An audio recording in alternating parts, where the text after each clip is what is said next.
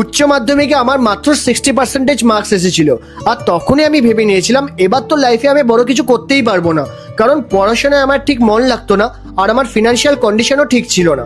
স্বপ্ন তো অনেক বড় দেখতাম, কিন্তু সেইগুলোকে কিভাবে পসিবল করব সেটার কোনো এক্সাক্ট রোডম্যাপ বা স্ট্র্যাটেজি জানা ছিল না। আর এই সেম জিনিসটা তোমার সাথেও হতে পারে যদি তুমি এই একটা জিনিসের উপর ফোকাস না করো, তো সেটা হচ্ছে স্কিলসের উপর কাজ করা। যদি তুমি স্কুল বা কলেজে পড়াশোনা করছো অথবা কোনো জব করছো, স্কিল শেখার জন্য যদি তুমি টাইম না বার করো, সেটা তোমার লাইফের সব থেকে বড় মিস্টেক হতে পারে।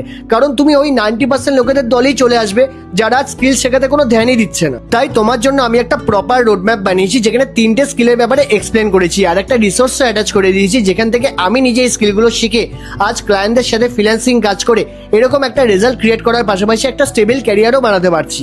আর এই রোডম্যাপটা আমি তোমার ইনবক্সে অটোমেটিক্যালি সেন্ড করে দেবো, জাস্ট আমাকে ফলো করে কমেন্ট করে দাও রোডম্যাপ।